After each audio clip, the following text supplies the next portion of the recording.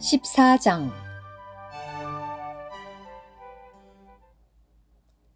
여호와께서 모세에게 말씀하셨다. 나병 환자를 정결하게 하는 날에 지켜야 할 법은 이러하다. 그를 제사장에게 데려가면 제사장은 진영 밖으로 나가야 한다.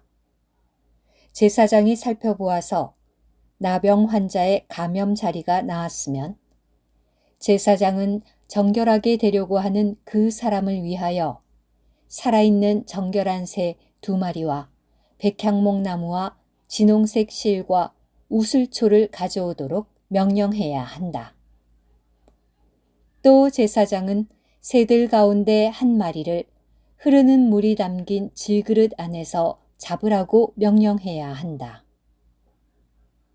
그런 다음 살아있는 새와 백향목나무와 진홍색 실과 우슬초를 가져다가 그 물건들과 그 살아있는 새를 흐르는 물 위에서 잡은 새의 피에 찍어 나병에서 정결하게 되려고 하는 사람에게 7번 뿌리고 그가 정결하다고 선언해야 한다.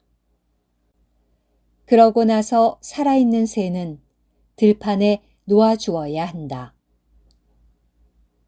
정결하게 되려고 하는 사람은 자기 옷을 빨고 털을 모두 민 다음 물로 목욕을 해야 한다. 그러면 그는 정결하게 된다. 그런 후에야 그는 진영 안으로 들어올 수 있다. 그러나 그는 자기 천막 밖에서 7일 동안 머물러야 한다. 7일째 되는 날에 그는 다시 털을 모두 밀어야 한다.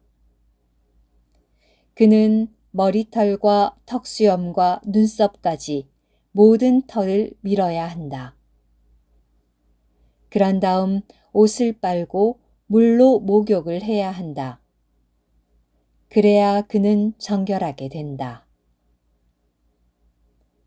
8일째 되는 날에 그는 흠없는 어린 순양 2마리와 1년 된 흠없는 어린 암양 1마리와 소제물로 바칠 기름 섞은 고운 가루 10분의 3 에바와 기름 1록을 가져와야 한다. 그를 정결하게 할 제사장은 정결하게 되려고 하는 그 사람과 그 제물들을 회막 입구 여호와 앞에 두어야 한다.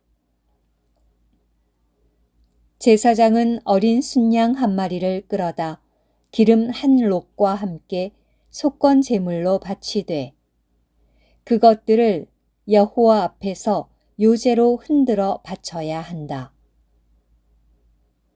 그리고 그 어린 순양을 속죄 제물과 번제물을 잡는 곳인 거룩한 장소에서 잡아야 한다.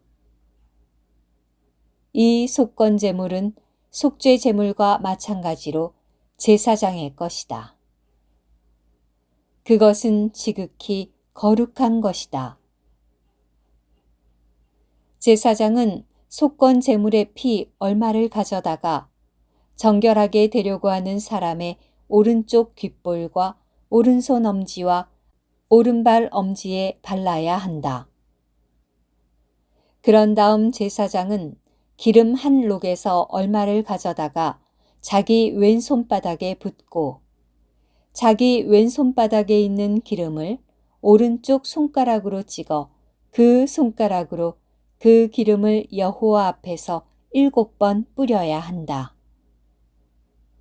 그러고 나서 손바닥에 남은 기름을 정결하게 되려고 하는 사람의 오른쪽 귓볼과 오른손 엄지와 오른발 엄지, 곧 속건 제물의 피를 바른 곳 위에 발라야 한다.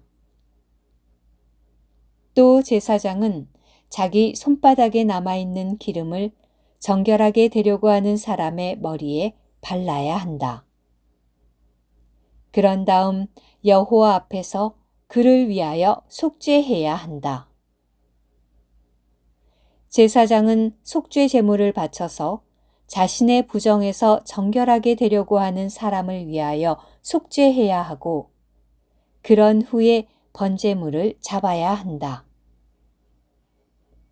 그리고 그 번제물과 소제물을 제단 위에 바쳐야 한다. 이렇게 제사장이 그를 위하여 속죄해야 그는 정결하게 된다. 그러나 그가 가난하여 이렇게 다 바칠 형편이 되지 못하면 그는 자신의 속죄를 위해 속건 제물로 흔들어 바칠 어린 순양 한 마리와 소제물로 바칠 기름 섞은 고운 가루 10분의 1 에바와 기름 한 록을 가져와야 하고 또 형편이 되는 대로 산비둘기 2마리나 어린 집비둘기 2마리를 가져와 한 마리는 속죄제물로 다른 한 마리는 번제물로 바쳐야 한다. 8일째 되는 날에 그는 정결하게 되기 위해 그것들을 제사장에게로 곧 회막 입구 여호와 앞으로 가져와야 한다. 그러면 제사장은 속건 제물로 바치는 어린 순양과 기름 한 록을 가져다가 여호와 앞에서 요제로 흔들어 바쳐야 한다. 그리고 속건 제물로 바칠 어린 순양을 잡아야 한다.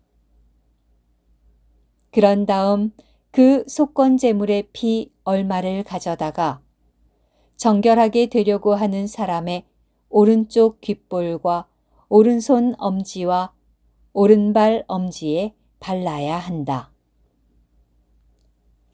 제사장은 자기 왼손바닥에 기름을 조금 붓고 그 왼손바닥에 있는 기름 얼마를 오른손 손가락으로 찍어 여호와 앞에서 7번 뿌려야 한다. 그러고 나서 손바닥에 있는 기름 얼마를 정결하게 되려고 하는 사람의 오른쪽 귓볼과 오른손 엄지와 오른발 엄지, 곧 속건 제물의 피를 바른 곳 위에 발라야 한다. 또 제사장은 자기 손바닥에 남아있는 기름을 정결하게 되려고 하는 사람의 머리에 발라 여호와 앞에서 그를 위하여 속죄해야 한다. 정결하게 되려고 하는 사람은 형편이 되는 대로 산비둘기 1마리나 어린 집비둘기 1마리를 바쳐야 한다.